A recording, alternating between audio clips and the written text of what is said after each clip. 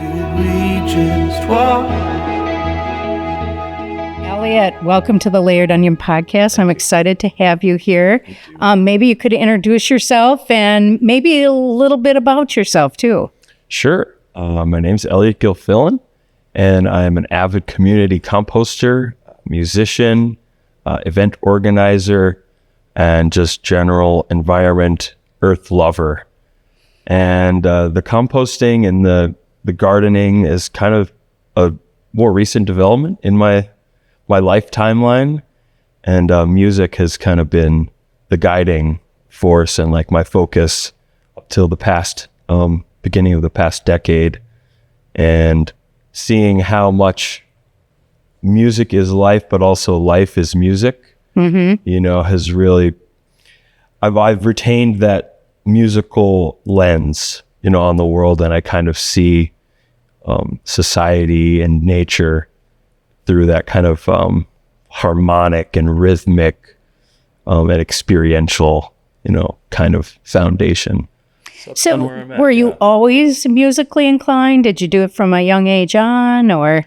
Yeah, my family was pretty musical, and my dad played guitar and mom sang in like salt and pepper choirs, and I did worship band in church, and then, the school orchestra and all that kind of stuff. So yeah, it was always very much part of my personality and like how I navigated, through the world. But it's a still an ongoing evolution too of like trying to define what is music, why is it so powerful, why is it so all pervasive.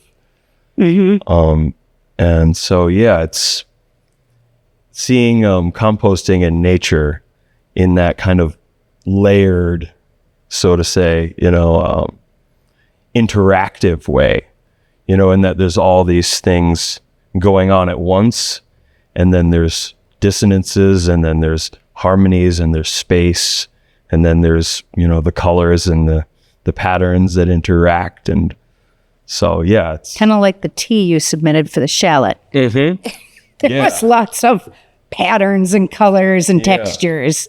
So it was so interesting. They made a dessert out of it, wasn't it? Yeah. That custard was, that was amazing. Yeah. Well, maybe tell me, how did you get from being a musician?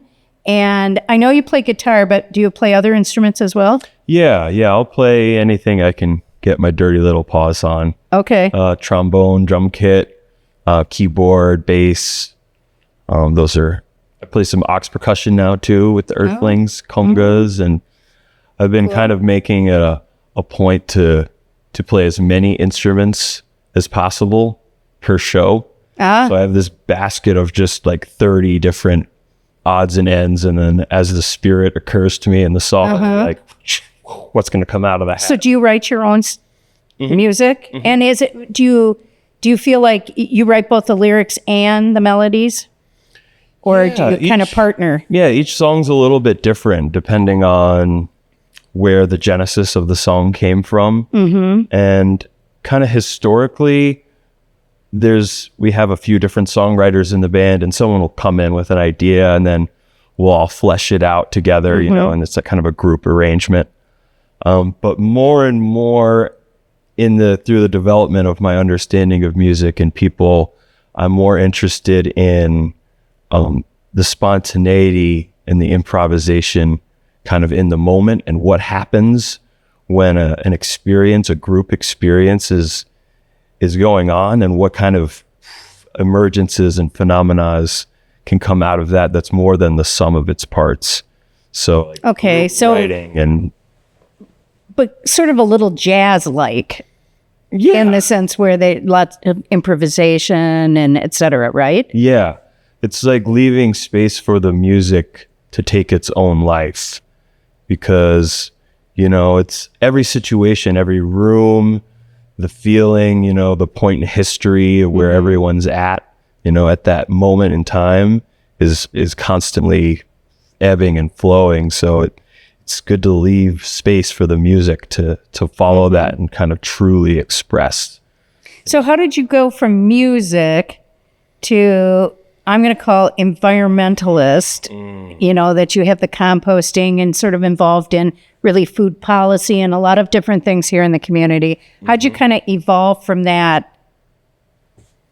It's an interesting arc, actually. It's kind of wide. Okay.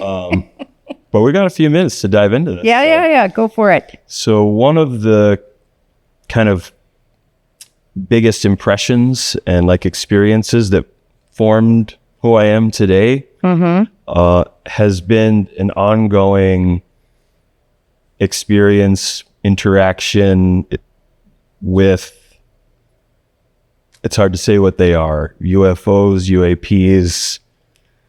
There's a thread, through my life and things that I've seen that just blew my mind, like beyond a shadow of a doubt. So kind of like quantum physics kind of thoughts? Okay. Thoughts and just experiences. Like okay. Literally where we're at right now in this block here used to be, and over there was just empty lots, for like acres. Okay. I was on my way back to a show that I was playing, and I saw this light. Well, it was coming this way, kept coasting over the top of MG&E.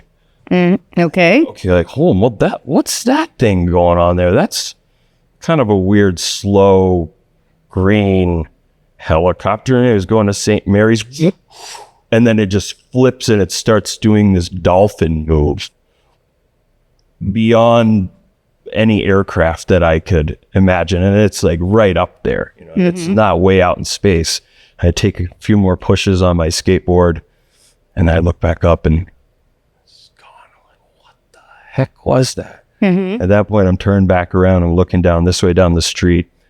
And then as if it unzipped behind the screen of perception, how our eyes take in the light and it hits, the back of our cornea. No, I don't know. What's the back of that? Retina. The retina, yeah. So we perceive things kind of on this screen, right? 180 as we look around. It was as if this thing came through that plane into 3 dimensions, and it was 2 plasmoid cylinders, somewhat opaque, at a diagonal with a light that remained in the center of the 2 as it coasted a stone's throw from me. Absolutely silent, but this like tingling in the air. And it just, it buzzed me. There was just an unmistakable sense of like connection and like conscious recognition from this thing. It wasn't. So from that moment, which my I think curiosity was just right. And I think it's a little short-sighted for us to not think there's life outside our galaxy, because it seems, short-sighted. So you had this moment where you felt like, life elsewhere is real. Is that what it was? And just whatever this reality is, there's so much to learn. And how did that lead you to sort of this environmental piece that you work on? So that and other experiences that I had kind of drew me in, and I was just hungry for what is this. And, I would just be researching constantly, reading books, watching videos and documentaries. And I discovered this technique called the Close Encounters of the Fifth Kind, where through group meditation and galactic consciousness, ultimately you can vector in these entities and have communion with them, ultimately in the name of universal peace. And so I did that a few times and had a good friend who serendipitously had made connections with this kind of worldwide premier guy that was doing it. And he was from Mount Horeb, the my friend that knew this guy, so like, what? My neighbor in Mount Horeb knows this UFO researcher that's like briefing the president? I'm like, huh? And so we went out and we had some experiences, and I was getting this download of like, we've already shown you this. Like, this is not a circus. Like, this is not about the phenomena or like the excitement. You should be looking for us in another way. You should be looking for us somewhere else. If you're looking for the answer in this realm in a direct way, you're missing the point. So I was just like, okay, where do I go? What do I do? And I got this kind of just a download again, just like through meditating on it. And what it was if you want to understand what we are, what our relationship is to you, then get to know the plants around you. Get to know how the plants feel. Empathize with the plants. Put yourself in their perspective. Mm-hmm. And if you're able to recognize yourself from that plant's perspective, then you're getting closer to what's going on here. Do you think it's because plants have been around for, just forever? Mm-hmm. A lot longer than humans. Absolutely. Do you think that was the tie to kind of get to originality, to that? Mm-hmm. I think it's the interconnectedness of all things that was really trying to be driven home there. Because as I started, that's tangible. Like, I'll follow that leading. I'll get into this. Like, yeah, plants are awesome. I never really slowed down to think about it or put my heart into it. But when you have that visceral realization in your body that I'm exhaling carbon dioxide, and there's actual devices, there's structures in the leaves, like nostrils. Right, absorbing it. They're under it. They take it in, and then exude oxygen. Mm-hmm. They utilize that, and then they put it into a form that we live on. All oxygen-based life forms are dependent, on these organisms. And it's just like, wow, we are an extension of these plants, of all the organisms that have preceded us, on this earth. Mm-hmm. We really can't separate ourselves from them, in a biological way, So I can see where you got to the gardening, but then was it sort of the whole recycling process that got you to the composting? Mm-hmm. I had always this feeling, eating food and seeing food thrown away of just like, no, like, I didn't grow up in the Great Depression or anything, was always pretty well fed by my family and stuff, but there was just this sense, of like, why is throwing that away? And like, that took a lot to make that, to recognize how special that is. But the plants are there. They're awesome. How can I serve the plants? And getting into permaculture, and how do you work with nature and work with energy in a harmonious, synergistic way? Mm-hmm. And then that came to composting. Oh, plants need to eat too. And ultimately, what do they eat? Oh, compost. Like, oh, that's something I can do. That's something I can do to help these organisms out. Let me get into that. Let me learn about that. And then when you start getting into that sphere, you realize compost as a single concept is kind of a weird thing. What do you mean by that? It's hard to pinpoint. We say it's compost, and we like put it in a box, but really it's many life forms and many different nutrients in different stages, and then not just a one-to-one kind of exchange to the plant. Like, here's your burger. It's actually a whole interaction between the bacteria and the fungi and the roots of the plant, and they have a relationship.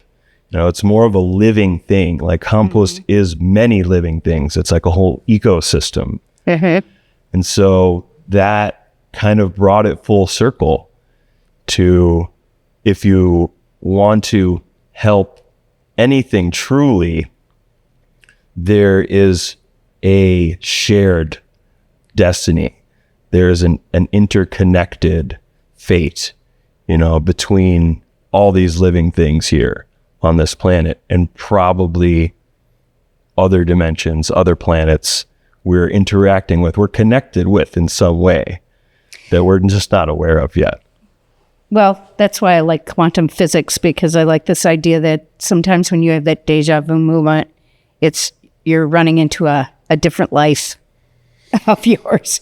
But enough on that. I want to go back to composting a minute, because I have composted for a long time, and I was not a successful composter. I really struggled with getting the right mix so that you had the right bacteria to break things down, that you had the right moisture level. It's really complex. So it's kind of like what you said, to have all the, right mix of organisms and fungus and all those things. So how did you go about, you're part of a community composting effort, correct? So how did you go about putting that together and then making sure that it actually works? It was, very slow build up. That was just kind of the steps, the path unfolded as I kind of followed it. But it started kind of in earnest at the Red Pine Co-op. I moved in there about 4 years ago, and we were designating house chores. And I was like, oh yeah, I'll do the compost. Yeah, that's really cool. Like, I'm getting into that. I'll definitely take the reins on that. And then I realized pretty quick, like, we're not really making enough material, like, from our dinners to get up to a hot pile. You need about 3.5 square feet. And I had started working at Ahan with my friends, Jamie and Chucky. And I was seeing just, how much the chicken, or not chicken, but carrot, carrot and everything. And right. Like, you know what? I see a need right there. Like, I think that's what I want to do. Like, that's a job that is just not being done, that is stacked as far as like its benefits. You're taking methane out of the atmosphere because you're not putting it into an anaerobic environment in the landfill. You're also not taking up that space in the landfill that nutrients is able to go back into the biosphere, move around and do all different types of beneficial services, for the environment. And so we got going there and built up, 4 or 5 buckets a week, 5-gallon buckets. And so you were getting them from some other places besides where you were living. And that just kind of snowballed from there. And then it got to a point where I was picking up like 30 or 40 5-gallon pails weekly and composting them in the backyard still. Oh, yeah. And the momentum was just like rolling of like, this feels really right, especially like being out there on the bike and just like being able to really have the most positive impact, possible. And I was like, I really want to keep rolling with this, but I want to keep relations with the neighbors, good. And I want to do other stuff. I'm sure they were like not excited. No, they're fine with it. They love it. Yeah. But I wanted to keep it that way, and don't want to just, it's everybody's backyard, so I wanted to make sure there's an equitable balance there.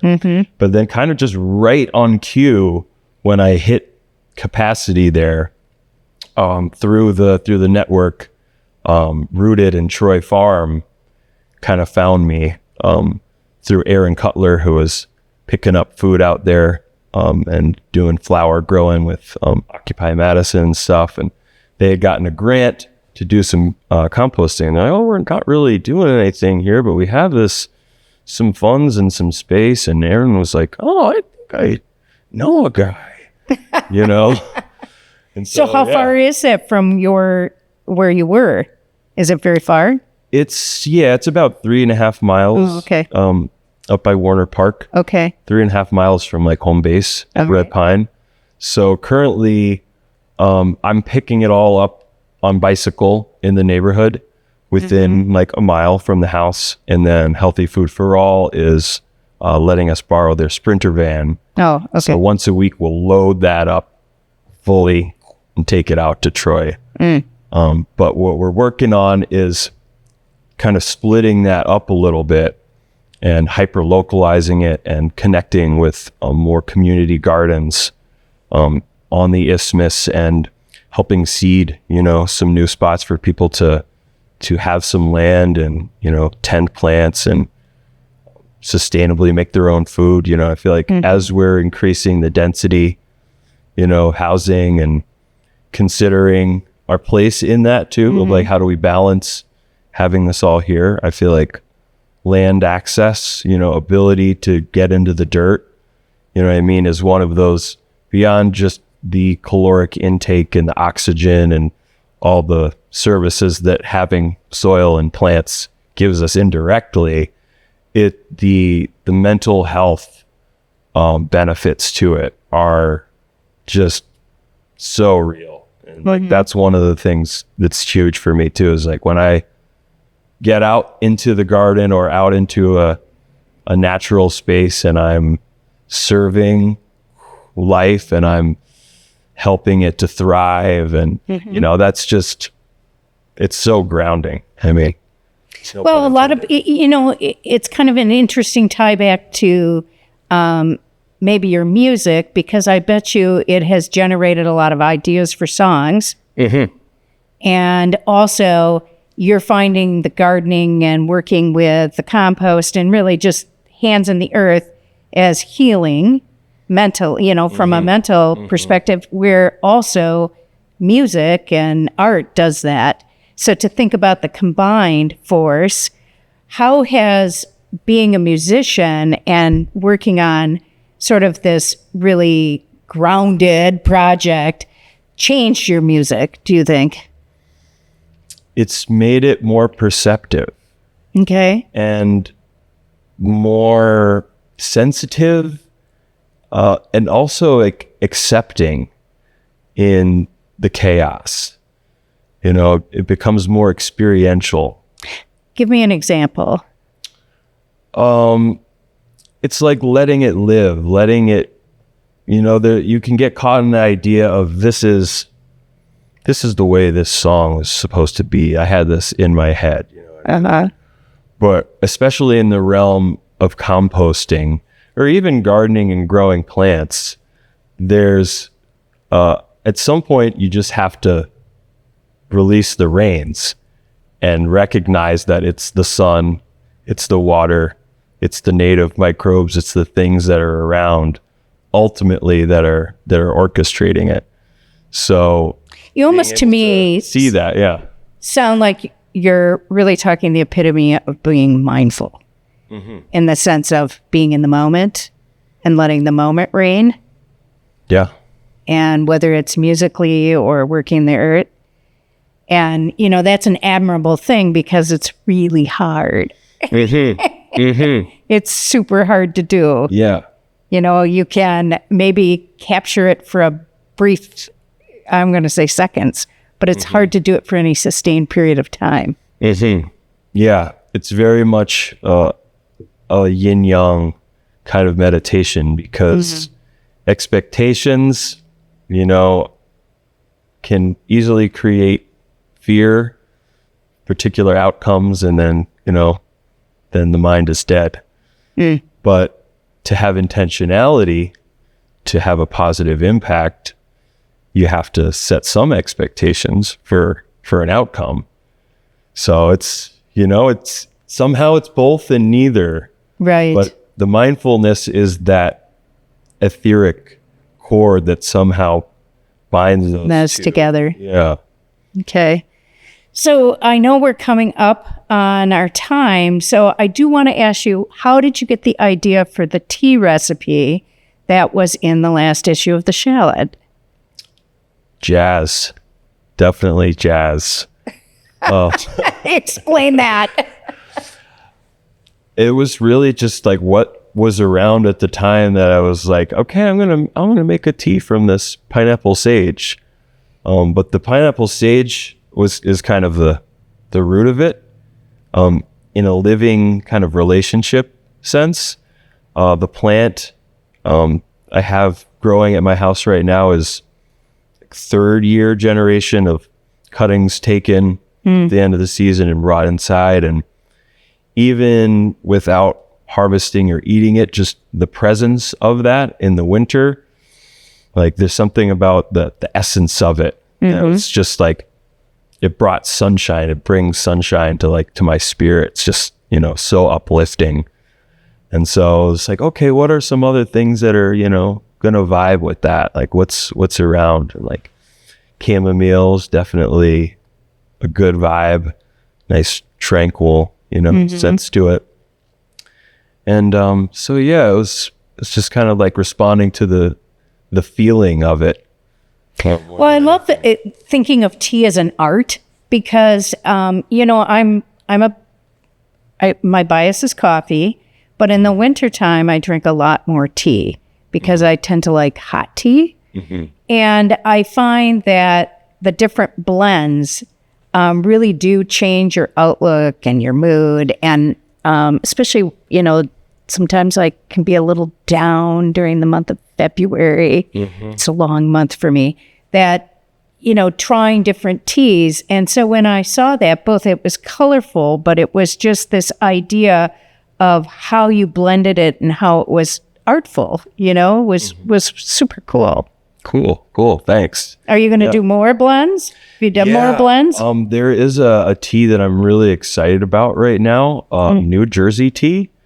It's a native shrub to North America, and it's what in New England, when they put all the black tea in the bay, and they're like, yeah, we don't need you. Oh crap, where's our tea? And the indigenous people of America have used it medicinally for a long time, and I'm trying to find any really record of how that was used, and all I can find is just like, oh yeah, they used it for something. But just the sense that I get from it, and like I've made a few blends from it, and it's now in its second year. I have a few plants growing, so it's getting nice and shrubby, and I can actually start harvesting it. But it's got a really nice kind of in between green and brown flavor to it. It's really mellow, caffeine free. Okay, well, next time you have to bring me a little blend of it. For sure. Because I did this year, I grew my own, I grew herbs for tea. So I have chamomile and different things. And to me, the amazing thing is the difference between using fresh ingredients to make your tea versus using dried. It's a completely different taste and experience. Yeah, definitely. So, and having the relationship with the plant too, I feel like just deepens the experience. Like your gratitude, you can really hold your gratitude when you see the plant growing and you put your heart into keeping it alive. It becomes like a holistic meditation. And I worked in the kombucha industry for a while. Yeah. It was like, we're making local booch here. And I'm like, but the tea's coming from India and China. And like, there's got to be something around here. Like, come on. And tea's just a leaf in the water. Like, there's got to be other stuff. So, the New Jersey tea, I feel like it's got a lot of good potential. And just as an environmental element, it's a nitrogen fixing shrub. So it's adding the microbial activity to the soils, making the soil more rich in its microbial life. And So yeah, that's New Jersey. New Jersey tea. Tea. I will Red look that up. root is another name for it. What? Red root. Red root. Okay. But there's a ton of different names for it, but yeah, it's delicious. Well, thank you for coming. I appreciate it. And actually, what an interesting discussion. So thanks. Yeah. Thanks for having me. All right. Yeah. Take care. Yeah, you too. Thanks, Linda.